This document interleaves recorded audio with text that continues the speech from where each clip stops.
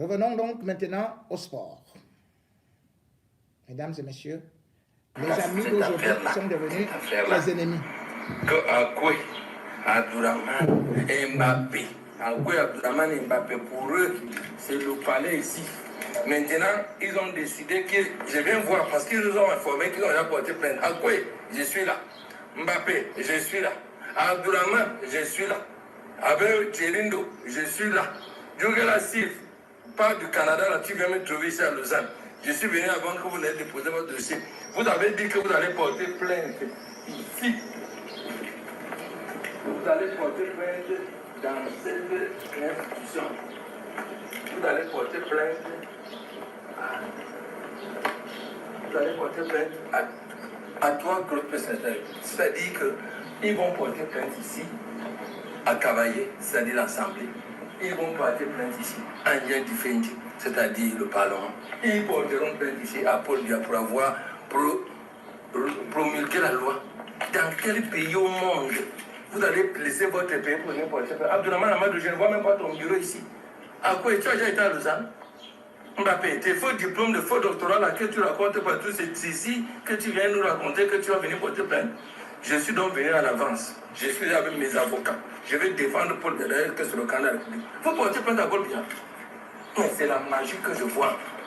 Mbappé, tu n'as même pas là où tu dors, tu manges le haricot en Congo. Tu dis que tu portes plainte à Paul Biya. Maman. Donc je suis venu à Lausanne. Steve Djougela, dis à tes gens, Guy Sigue, dites-leur que on ne porte pas plainte à Paul Biya. Nongi, ce monsieur-là, c'est le grand monsieur. Vous dites que vous portez plainte parce qu'il a promulgué une loi dans son pays. Vous êtes au-dessus de la loi. Au-dessus de la loi, le tas au-dessus de Paul Biya. Je ne peux pas comprendre ça. Je suis donc venu ici, à Lausanne, pour venir vous dire que je suis bel et bien à Lausanne et je suis venu voir vos dossiers. Depuis hier, on fouille, on ne voit rien. Bon, peut-être que vous allez prendre l'hélico. Abdourahmane, il a fui au pays, il habite chez sa femme en France. À quoi toi, tu es au pays? Tu attaques Paul Biya, tu attaques Cavaillé, tu attaques Ndiaye Difendi. Mbappé, toi, tu n'as même pas là où tu habites. Vous allez faire quoi? Sachez donc que la loi a primé, l'État est souverain et c'est un monstre froid. Maintenant, je peux rentrer tranquillement au Cameroun parce que vos dossiers ne sont pas encore arrivés. Sachez que j'ai déjà mis toutes les gardes, la sécurité, même les caméras. Ils sont ici pour contrôler dès que à quoi mes pieds. À quoi j'ai vu ton dossier à l'ambassade suisse. J'espère que tu n'auras même pas de visa. Tu es mon beau-frère, mon beau-fils, tu sais bien. C'est bon. Ce monsieur s'appelle Soleil Nyassa. Il était du comité exécutif de la FECAFOOT. Il a joué dans toutes les équipes.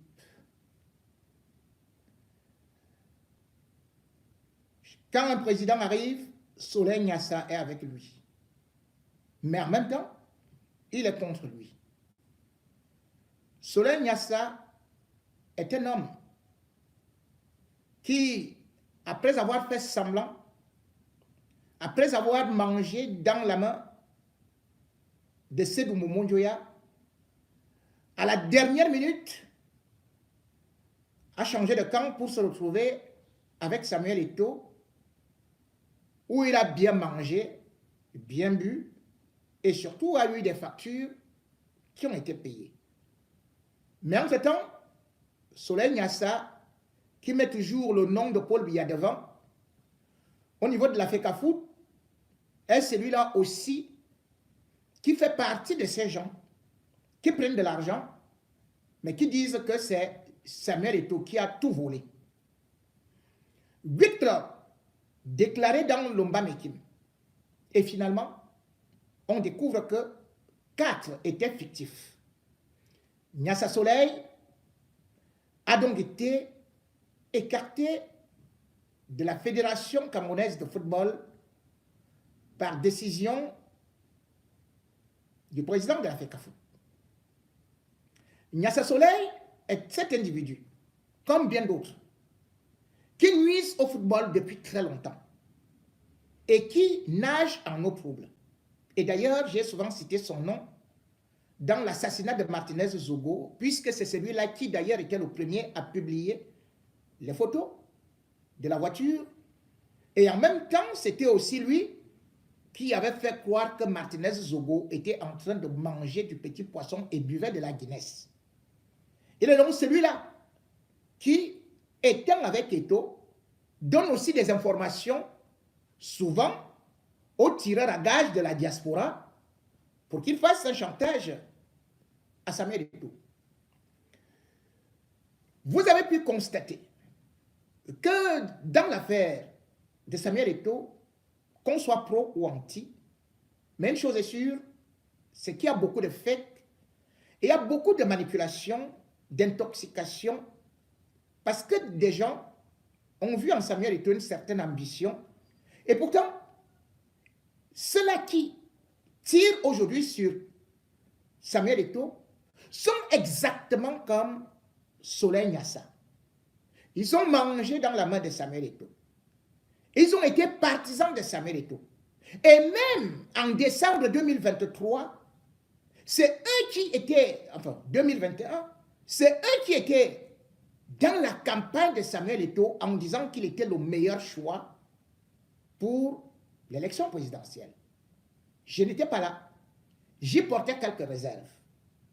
Mais par la suite, certains, voulant voir leur gain augmenter, n'ayant pas obtenu gain de cause, ils ont donc tourné la veste.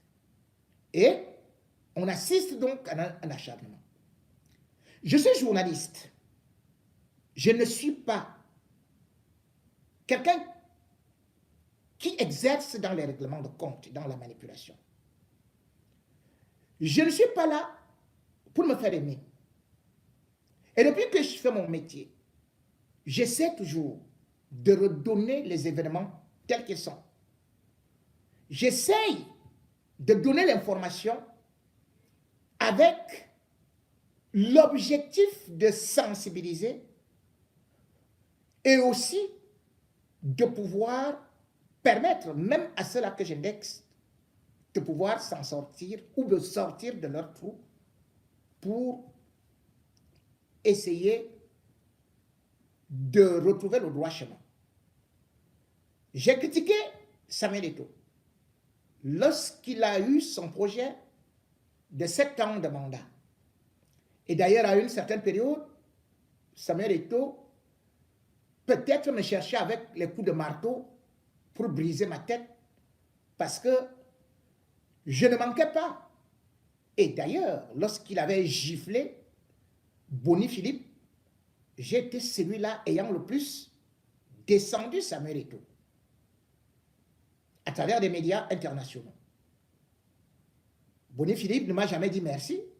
Bien au contraire, il est parti à Vision 4 chez Amouk Belinga, moi qui l'ai formé gratuitement. Je n'ai pas besoin d'être remercié. J'aurais donc pu avoir les meilleurs amis et beaucoup d'argent si je cherchais le camp de ceux qui sont grands. J'aurais pu être dans le gouvernement de Paul Biya parce qu'on m'a tendu la main. Mais je me suis dit, il faut que je reste moi et que je continue à défendre l'équité, la justice. Mon travail donc, lorsque je le fais, lorsque je critique Eto'o, je suis aigri, je suis payé par tel. Lorsque je dis non, là, non, c'est que c'est maintenant le même Eto'o qui m'a mis dans sa poche. Mais soyons sérieux. Vous voulez que je vous invente des histoires qui n'existent pas? On vous a dit que Samuel Eto'o était tantôt à Rabat, au Maroc, tantôt en Égypte. Je suis venu, je vous ai dit, Samuel Eto'o ne s'est jamais déplacé parce que les gens ont dit il est convoqué par la CAF par rapport au trucage des matchs. Fallait-il que j'invente une information qui n'existe pas? Samuel Eto'o était à Yaoundé et est reparti au village parce qu'il est toujours dans ce qu'on peut dire le deuil de son père qui prend un certain temps selon les rites avant qu'il ne se mette à disposition et reprenne toutes ses activités. Il peut faire quelques tours à Yaoundé, mais il n'a pas encore complètement repris ses activités. J'ai regardé, je me situe, certains m'ont dit, pourquoi tu ne publies pas cette information? Je ne vais pas publier les fausses informations. Je ne vais pas inventer des informations. Je vous donne les informations, pas celles-là que vous connaissez, mais celles que je connais, celles que je dispose. Et vous a donc été dit, annoncé, que Samuel Eto'o avait été suspendu par la CAF ou serait suspendu par la CAF pour peut-être 4 ans, 5 ans, 10 ans, 20 ans, je ne sais pas, et que son complice pour manipulation de matchs, grand faussaire selon certains, Bro, c'est comme ça qu'on l'appelle souvent, le président de Popo, ou alors de Victoria United qui est sorti champion, eh bien, qu'il est suspendu à vie. La première des choses que je devrais vous dire, c'est que il y a des informations qui sont faciles à vérifier au niveau de la CAF. Même seulement sur le site. La CAF n'appelle pas des gens par téléphone. La CAF publie. C'est publié quand? Où? Peut-être c'est à l'instant où je vous parle que c'est déjà publié. Mais la réunion s'est achevée. Le jeudi, le vendredi plutôt, dans la soirée, le 19.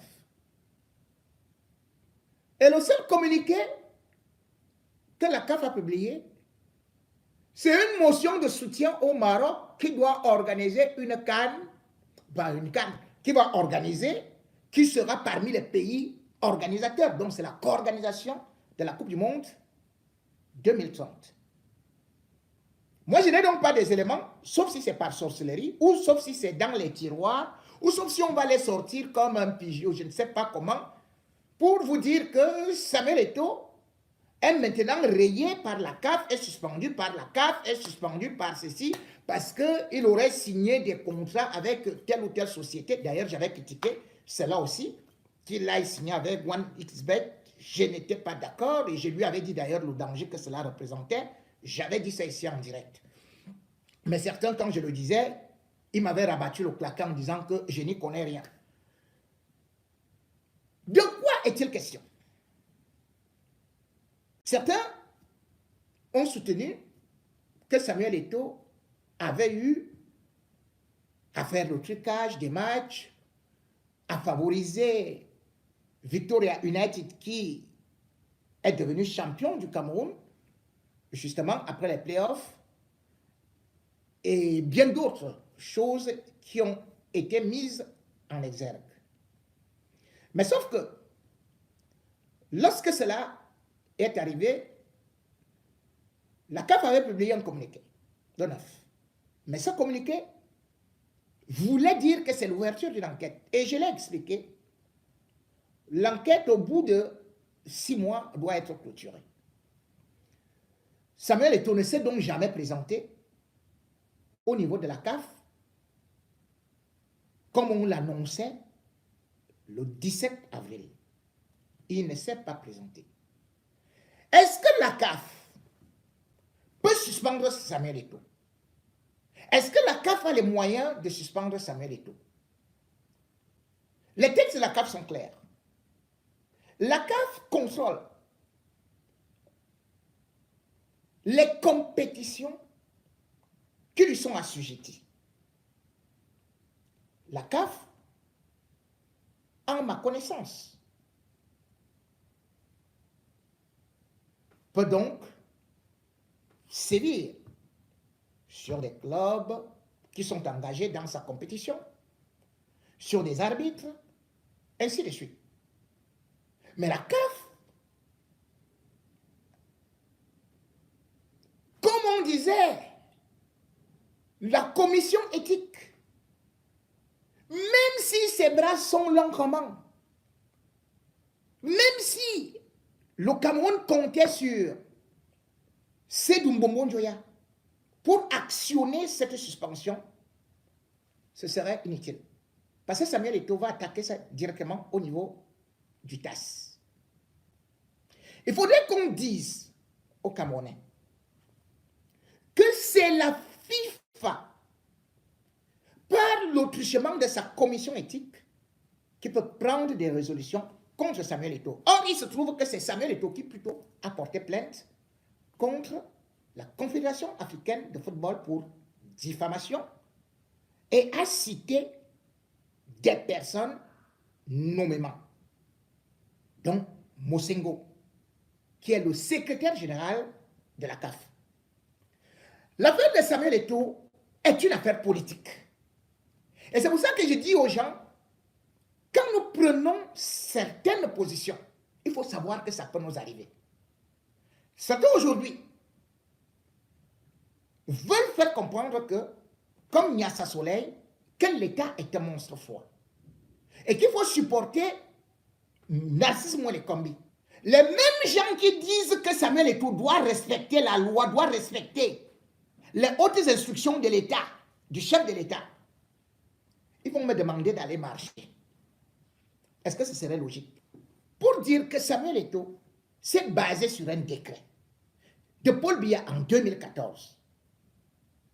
C'est ce décret qu'il a demandé qu'il soit appliqué.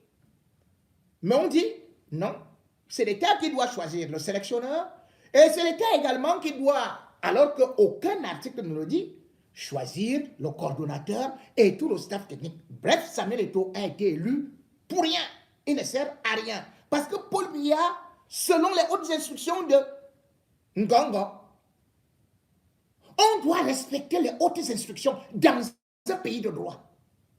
On va créer une commission dans un premier ministère et on vous dit, vous devez vous soumettre à ça. Et aujourd'hui, ils utilisent les mêmes méthodes de telle sorte que nous qui sommes opposants, nous nous satisfaisons et annonçons même le futur emprisonnement de Samuel Eto'o. Est-ce que c'est facile pour Samuel Eto'o? C'est là où il y a le vrai combat. Le combat, c'est quoi? C'est que Samuel Eto'o, justement concernant la CAF, Motsepe était convaincu, avec bien sûr Mosengo, qu'ils allaient renverser Samuel Eto'o, ils allaient rapidement le suspendre. Mais quand ils sont allés là-bas, ils ont vu comment il y avait une opposition. Il n'a pas pu faire l'unanimité. Et du coup, le dossier Samuel Eto'o n'était plus la priorité. Dites-moi, tout le monde connaît que le Maroc va co-organiser la Coupe du Monde depuis.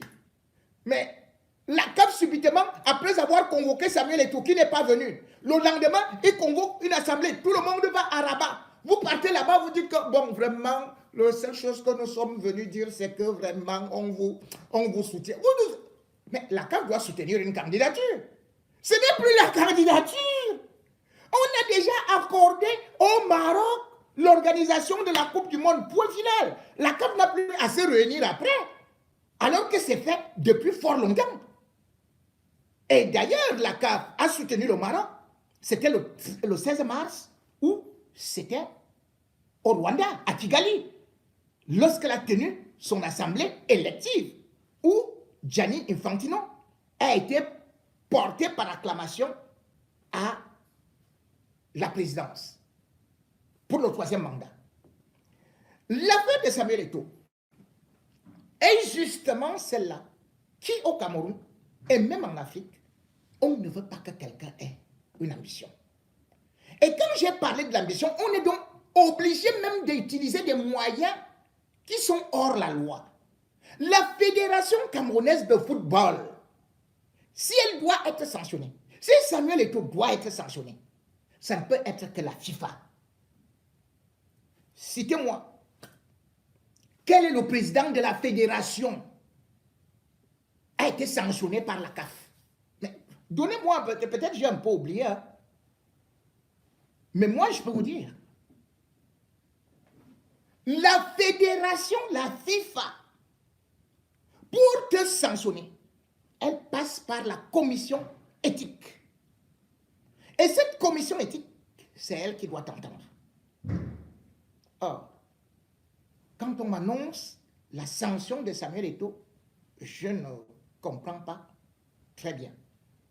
C'est vrai que Ngongo a actionné le bras de l'évier. C'est vrai que les Mwele Kombi, avec tout ce qu'il y avait derrière, ils se sont dit, on va l'avoir là-bas pour que Samuel Eto'o surtout ne soit pas aussi candidat même au niveau de la CAF. Ils se sont donc dit, on va le salir.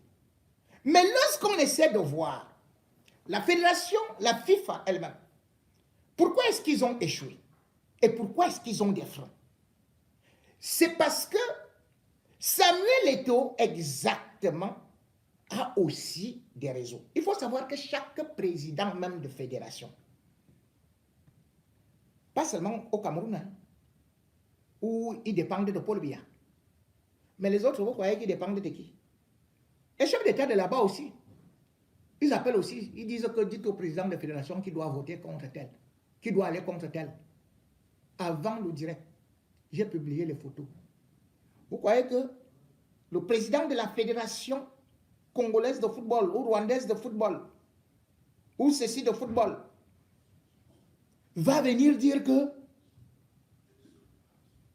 il va venir s'opposer à son chef d'État qui est dont Samuel Eto'o a le contact direct? C'est ce qu'on vous a donc dit que voilà les longs bras. C'est une affaire de longs bras. Depuis là, Samuel Eto'o n'a pas encore signé. Pourquoi on ne l'arrête pas? Vous avez dit qu'on va l'arrêter, non? Qu'on l'arrête d'abord. Le Premier ministre est presque inexistant au Cameroun. Mais subitement, en plein jeudi, 18 avril, alors qu'on est en train de parler des grandes, des hautes instructions, que la commission a été créée par le président de la République avec le ministre des Sports, bim, il signe 2 décrets. Les décrets là ne concernent pas notre ministère. Ça ne concerne que le ministère des Sports.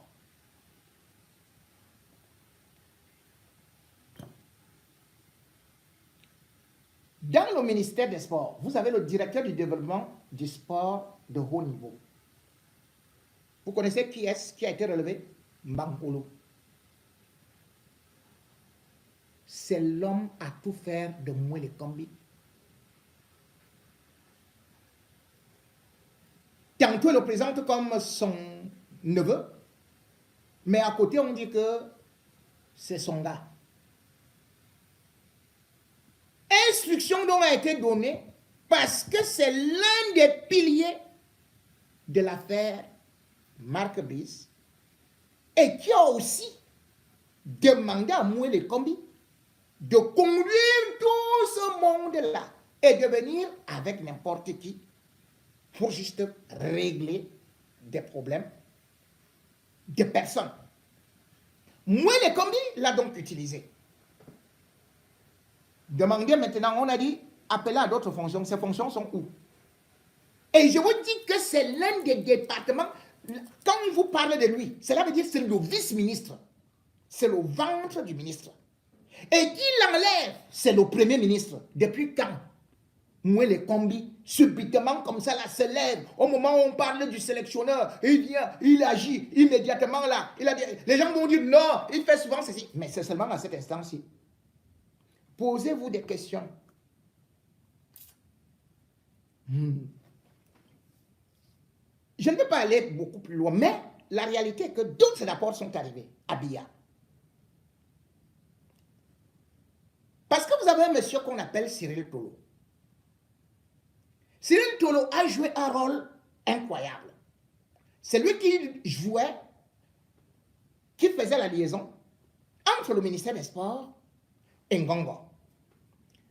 Et les rapports qu'il a donnés à Ngongo, qui lui-même ne connaît pas les armes du sport, Parce qu'il s'est dit que bon, c'est peut-être facile, et comme il connaît Eto'o, qu'ils ont fait les 400 coups ensemble, il s'est dit, il va passer par des rapports qui croyaient qu'ils étaient tellement, qui s'incendiaient Samuel Eto'o, et que Paul Biya, immédiatement, allait le lâcher, allait lâcher des lions, allait le mettre dans la fosse, allait le broyer.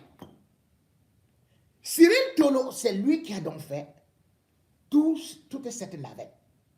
Et Cyril Tolo, c'est pourquoi? Parce que Cyril Tolo est le beau-frère du plus proche collaborateur de Ngongo, qu'on appelle Ayam Mougé, conseiller à la présidence de la République, conseiller technique. Voilà donc comment ils ont fait le plan pour mettre Samuel Eto'o dans le piège. Ils ont aussi utilisé le professeur William Gatchou. Ça, c'était dans l'affaire Brice. Donc, quand Biya, quand Ngongo a toutes ces choses, il dit haute instruction et tout, ils installent ceci, on va broyer Samuel Eto'o, puis s'il bouge, on le met en prison, on va déclencher tel dossier, on va faire ceci et cela. Mais le problème, c'est que le dossier qui devait déclencher, c'est à partir de la CAF. Parce qu'ils savaient que, au plus tard, le 20, Samuel Eto'o est suspendu. Ils installent un comité de normalisation, oubliant qu'on ne peut pas installer un comité de normalisation si les affaires viennent de l'extérieur. Le comité de normalisation vient du fait que l'élection, il y a des doutes, il y a ceci, il y a des problèmes à la fédération. Il n'y a pas de problème à la fédération camerounaise de football. Les problèmes sont externes. Les problèmes viennent de l'État avec la fédération.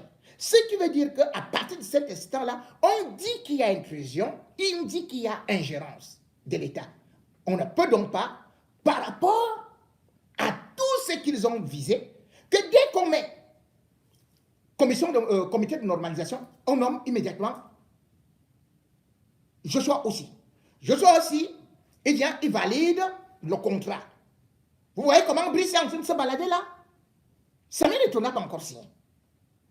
Et entre-temps, comme ça vient d'échouer là, ils sont donc en train, ils ont fait des réunions toute la nuit pour dire maintenant, il faut aller au niveau de la FIFA. Parce que la CAF a constaté que si elle s'aventure, en fait, ce ne sera que pour la forme, pour salir Samuel Eto'o, mais ça ne va pas aboutir à grand-chose parce que le TAS va casser ça. Il voulait donc introduire quelque chose auprès de la commission éthique. Et là aussi, il y aura un autre problème. C'est vrai que la commission éthique, c'est quoi? Comme je vous disais, c'est la commission éthique qui suspend les présidents. Vous avez vu le président de la fédération espagnole de football, de football féminin, il n'a pas été suspendu par l'UEFA. Il a été suspendu par la FIFA. Vous avez constaté, en 2019, la FIFA a fait des ravages en Afrique.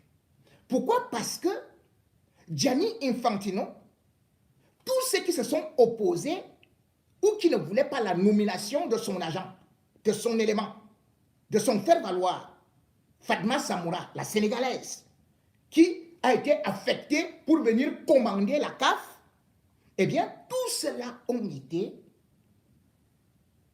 traduits devant la commission éthique, qui est le bras séculier de la FIFA.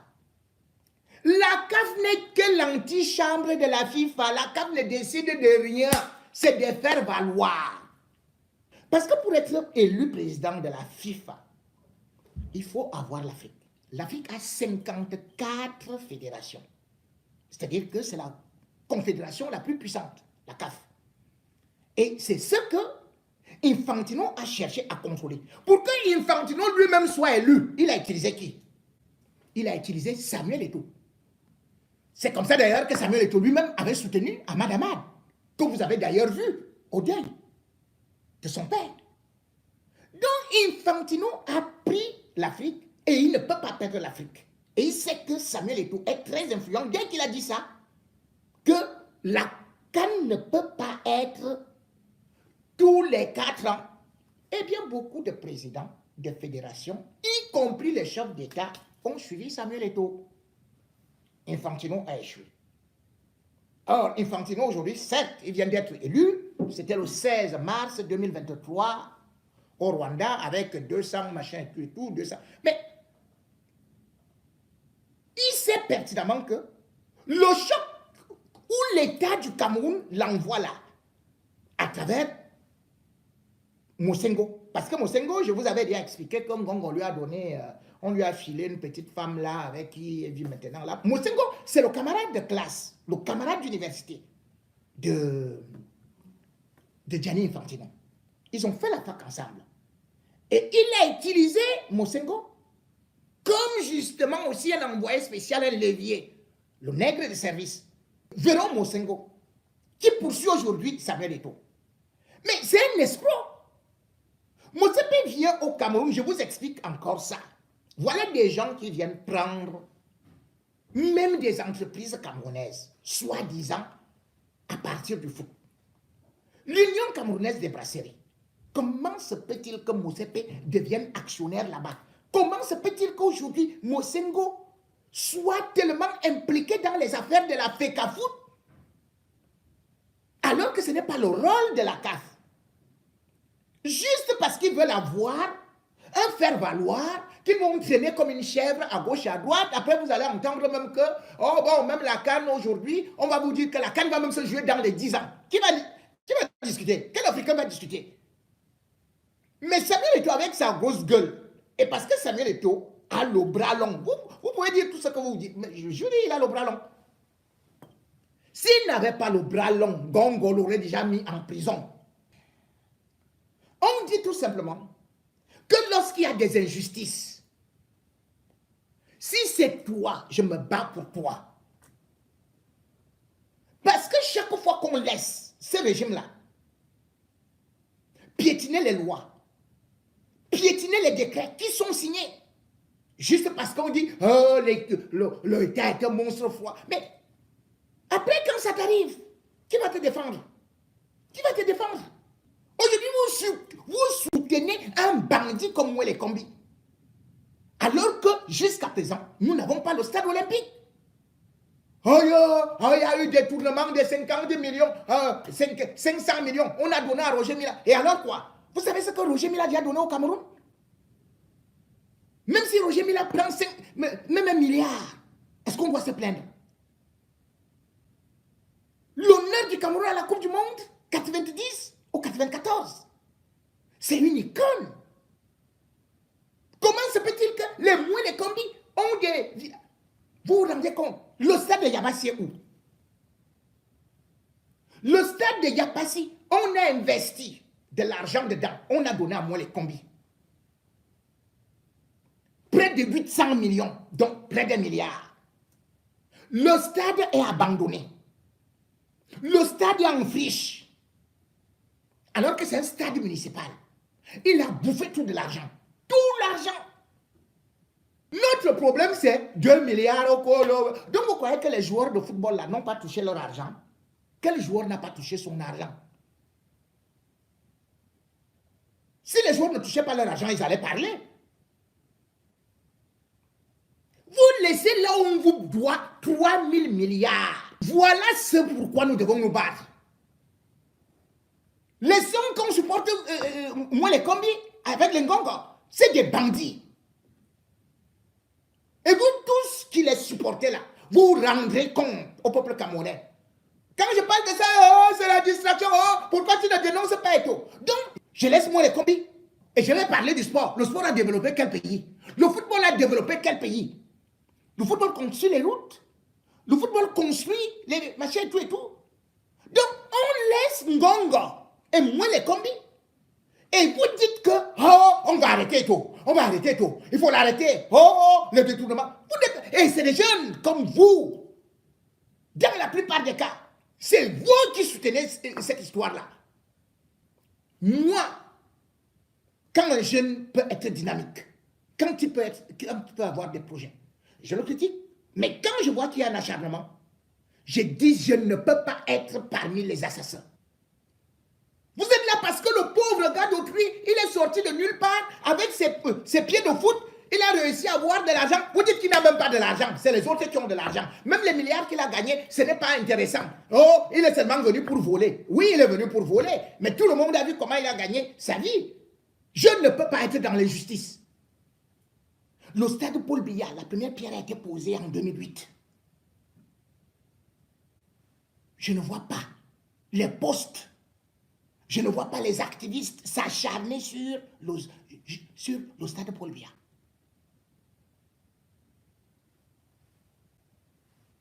Dites la vérité aux gens. Samuel Eto'o donnait de l'argent. Et maintenant, comme il ne donne plus rien, exactement comme ceux-là qui sont actuellement dans la FECAFO, comme les Nyassa Soleil là, eux tous ils étaient habitués tellement au vol. Et dès qu'on a fermé les robinets, ils ont exactement fait comme je vois souvent au marché Mokolo ou bien au marché de Mbongbi. Dès que vous attrapez le voleur, c'est lui qui commence plutôt à crier vers vous et vous poursuit. Et il vous dit, oh voleur, oh voleur. Donc finalement, vous qui avez crié au voleur, on vous attrape, on vous tue. Et on applaudit le grand voleur.